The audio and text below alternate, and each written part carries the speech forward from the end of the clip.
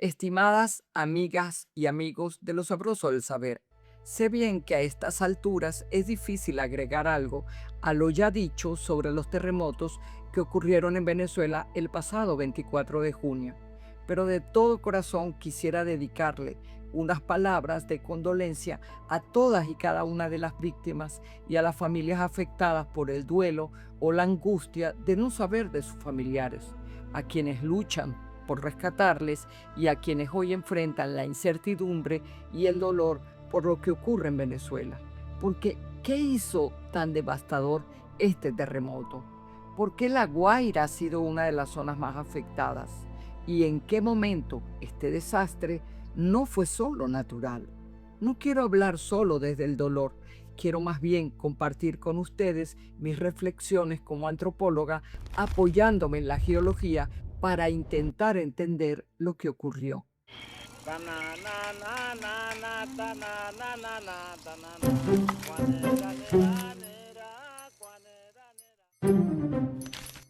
Para entender la magnitud del desastre, debemos comprender un fenómeno que ha dejado perpleja a la comunidad científica internacional.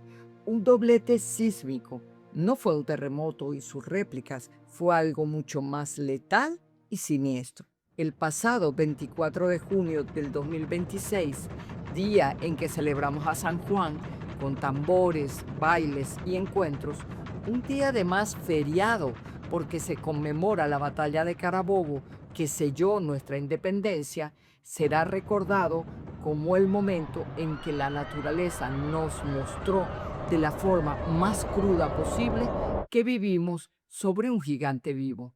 Imaginen la escena. Son las 6:04 de la tarde. Un sismo de magnitud 7.2 sacude a buena parte del territorio nacional y se siente más allá de sus fronteras. El movimiento ocurre a 20 kilómetros de profundidad. Los edificios oscilan, el pánico estalla en las calles. La gente busca resguardo, cree que lo peor ha pasado, pero apenas 39 segundos después, cuando el polvo del primer impacto aún no se asentaba, ocurre el evento principal, un terremoto masivo de 7.5.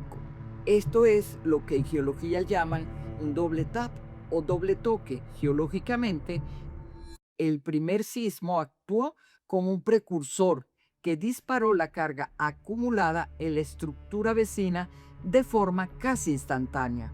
Es una combinación letal porque las estructuras que quedaron debilitadas o con grietas internas por el primer sismo recibieron el impacto demoledor del 7.5 sin tiempo para que la oscilación se detuviera.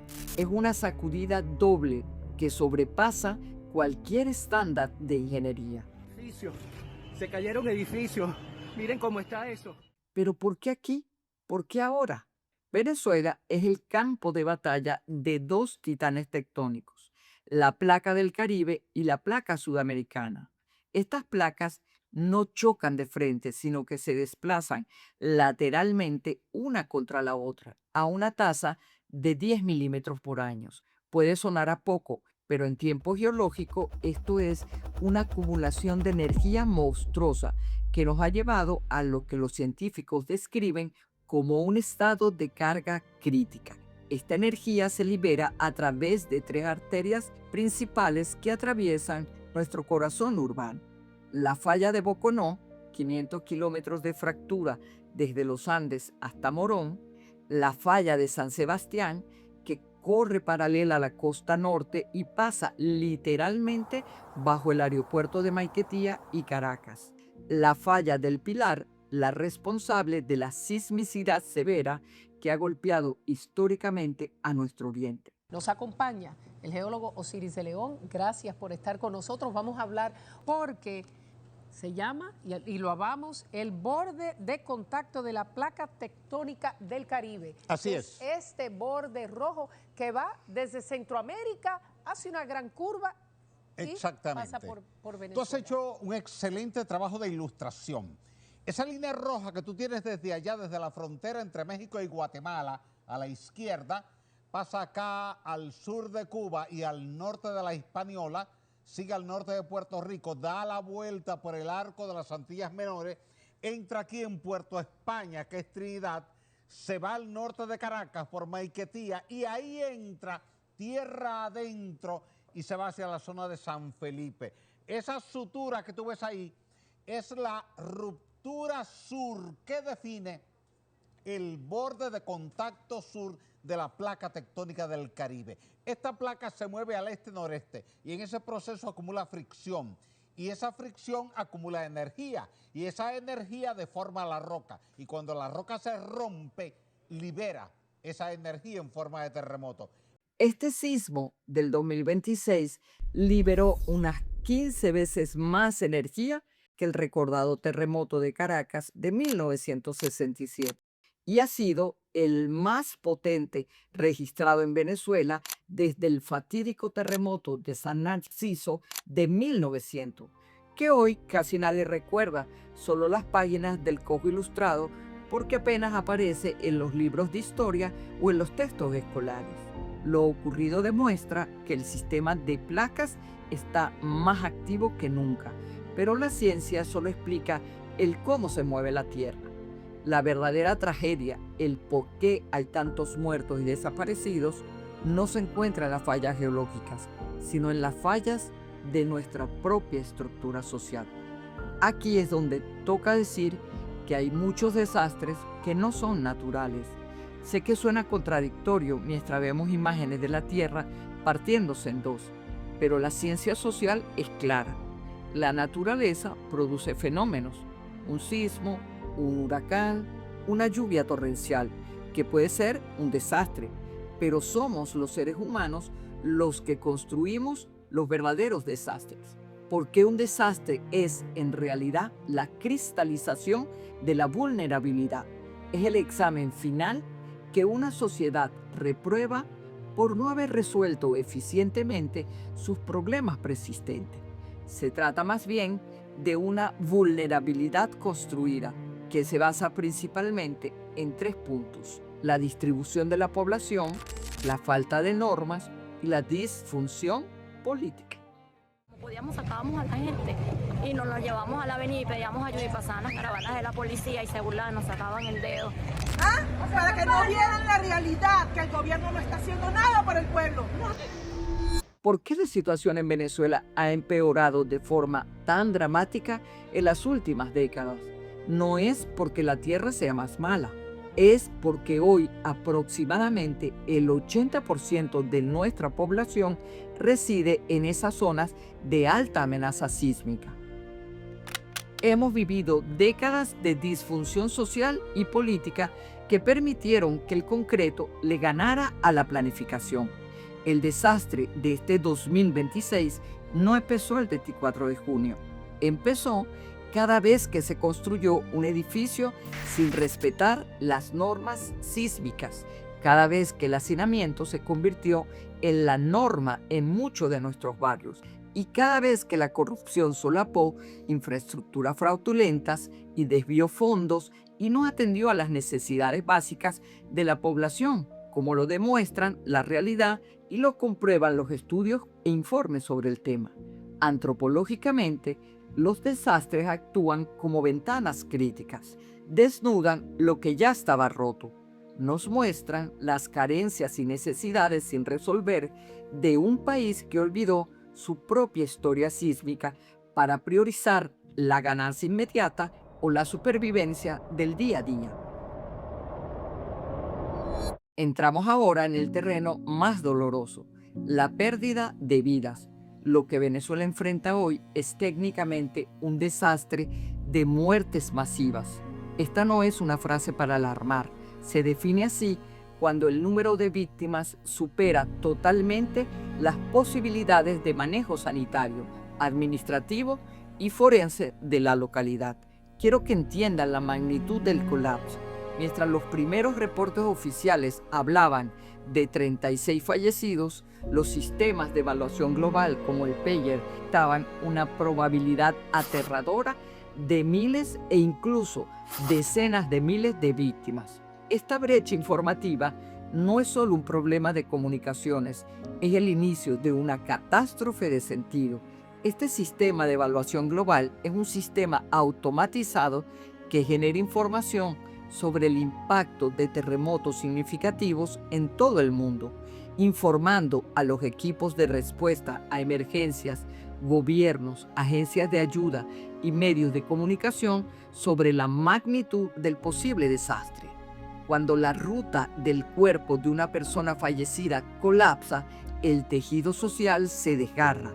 No hay morgue suficiente, los protocolos de identificación fallan y las familias se ven obligadas a buscar entre los escombros sin guía. Antropológicamente, esto genera una herida que puede tardar generaciones en cerrar y sanar. El manejo inescrupuloso de las cifras, ya sea para ocultar responsabilidades o para inflar las necesidades políticas y solicitar ayudas internacionales que nunca llegan a los afectados, como se ha visto antes, convierte a los seres humanos en meras abstracciones numéricas. A quienes buscan a un familiar, la incertidumbre de la desaparición es un vacío que ningún discurso oficial puede llenar. La falta de una gestión ética de las víctimas impide el luto individual y colectivo. Si no sabemos a quién llorar ni dónde descansan, la sociedad entera queda en un estado de desestructuración simbólica. Este terremoto nos ha recordado que el cuidado que toda persona se merece y el respeto al dolor ajeno son asuntos de salud pública y de dignidad humana, no de política. Hemos hablado de placas, de fallas y de cifras, pero ahora, cuando el polvo empieza a sentarse sobre los escombros de Caracas, La Guaira y otras localidades muy afectadas, queda la pregunta más profunda de todas. ¿Cómo seguimos adelante con todos los problemas personales, sociales y de gobernabilidad que llevamos a cuesta? Para reconstruir a Venezuela después de este sismo y de 30 años de desidia, de irrespeto a las normas democráticas y del saqueo sistemático, no basta con cemento y cabillas. Debemos entender que nuestra vulnerabilidad no es natural, es el resultado de haber olvidado cómo habitar esta tierra a la que hemos irrespetado de mil formas, contaminando sus aguas, suelos y aire, elementos indispensables para la vida humana. Milenios antes de que nuestras ciudades se levantaran con soberbia sobre las fallas de Boconó o San Sebastián, hubo sociedades que cuidaron y respetaron este territorio. Pueblos que no veían a la naturaleza como un enemigo a dominar, sino como una madre tierra a la que deben tributo por todo lo que nos da. Nuestros ancestros aprendieron cómo cuidarla. Nos recuerdan que los antiguos integraban los fenómenos naturales en su estructura social como ciclos que exigían adaptación y respeto.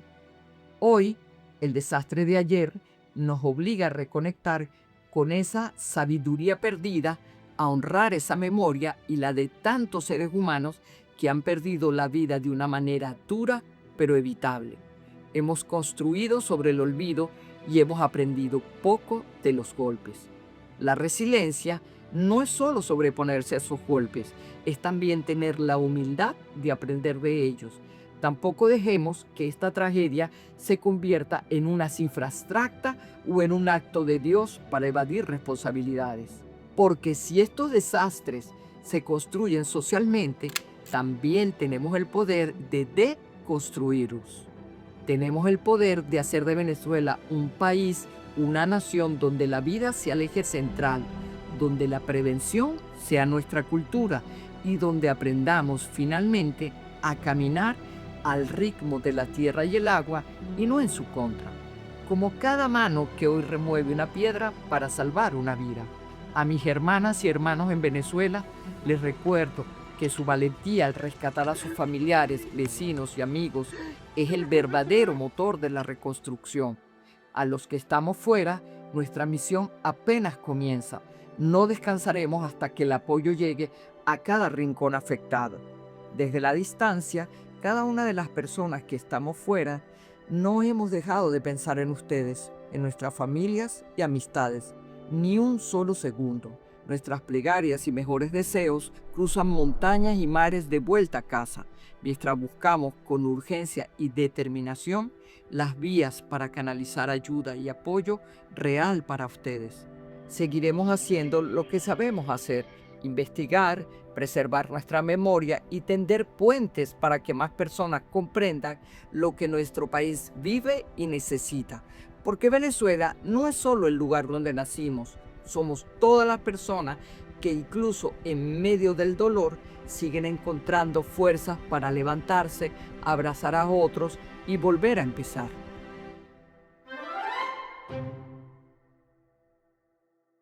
Adelante, Maquetía, para el 254 Sierra Bravo. Ok, nos están indicando que ni siquiera puede entrar a la firma de que debe proceder a otro aeropuerto que no sea dentro de... Maquetía, adelante para noviembre 254 Sierra Bravo. 254 Sierra Bravo, copia información. 254 Sierra Bravo, copia información. Negativo, no copiamos información. ¿Me puede repetir? Ok, nos informa la autoridad aeronáutica que no puede entrar en el espacio aéreo de Venezuela, que debe proceder a otro aeropuerto que no esté dentro del espacio aéreo dentro de Venezuela. Sierra Bravo, ¿cómo copia mi tía? Ok, lo copio muy débil, pero sigue adelante que lo estoy copiando algo. Ok, capitán, me está informando la autoridad aeronáutica que no tiene permiso de entrar al espacio aéreo de Venezuela, que debe proceder a otro aeropuerto que no se encuentre dentro del espacio aéreo de Venezuela. Ok, dígale a que nosotros estamos procediendo a Maiquetía, Sierra Bravo. Ya le informamos y nos están diciendo que le demos la instrucción de eso. Sí, señor, nosotros estamos llevando puro medicina, como toda clase de medicina, ¿no? y carpas para la gente que necesita en Venezuela. Estamos procediendo a Maiquetía. Recibido.